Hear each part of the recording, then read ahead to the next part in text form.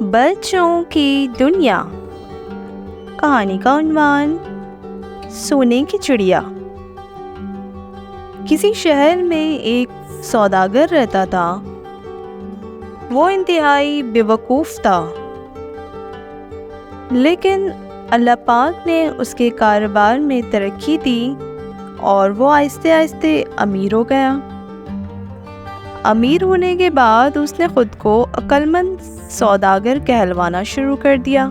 کچھ لوگ اس کی باتوں میں آ کر اسے عقل مند سوداگر کا خطاب دے دیتے اور کچھ لوگ سمجھ جاتے کہ یہ اپنی شیخی بگار رہا ہے۔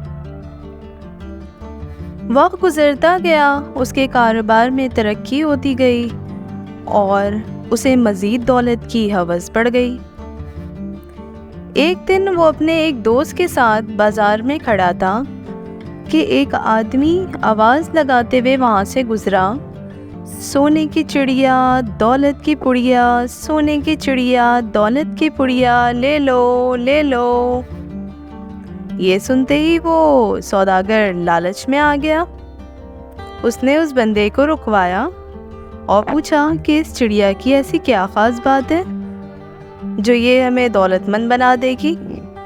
تو اس نے کہا، یہ کوئی عام چڑیا نہیں ہے، یہ ہر 14ویں رات کو سونے کا انڈا دیتی ہے۔ تو سوداگر نے اپنی تھوڑی عقل مندی کا اظہار کرتے ہوئے اس سے پوچھا، تو پھر تم اسے کیوں بیچ رہے ہو؟ تو اس بندے نے کہا، اصل میں یہ میرے پاس 10 انڈے دے چکی ہے اور یہ اپنے مالک کے پاس 10 سے زائد انڈے نہیں دیتی۔ ہاں، اگر وہ کسی اور کو بیچ دے تو یہ اپنے نئے مالک کے پاس جا کر پھر 10 انڈے دیتی ہے۔ یہ سن کر سوداگر بہت خوش ہوا اور اس نے اس سے پوچھا کہ تم اس چڑیا کی کیا قیمت لوگے؟ اس نے کہا کہ مجھے آپ 2000 سونے کی اشرفی دے سکتے ہیں تو دے کر آپ یہ چڑیا مجھ سے خرید لیں۔ سوداگر کے پاس اتنی اشرفیاں نہیں تھیں، لیکن اسے چڑیا خریدنی تھی۔ اس نے اپنے سارے کاروبار، سارا مال و زر بیچ دیا اور وہ چڑیا اس سے خرید لی اور اس چڑیا کو لے کر ایک جھوپڑی میں رہنے لگا۔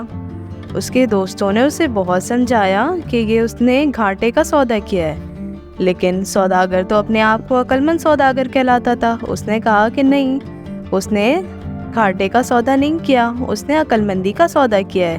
یہ 14ویں رات کو سونے کا انڈا دے گی اور میں دوبارہ سے امیر ہو جاؤں گا۔ یہ کہہ کر سوداگر ہر رات 14ویں رات کا انتظار کرتا اور آخر کار وہ 14ویں رات آ گئی۔ سوداگر کو بڑی شدت سے انتظار تھا۔ اس نے ساری رات جاگتے ہوئے گزارا، لیکن ساری رات گزر گئی، اس چڑیا نے تو سونے کا انڈا نہیں دیا۔ آخر رات جاگتے جاگتے سوداگر کی آنکھ لگ گئی۔ جب صبح اٹھا تو چڑیا حسب معمول پھڑپڑا رہی تھی اور کوئی سونے کا انڈا موجود نہیں تھا۔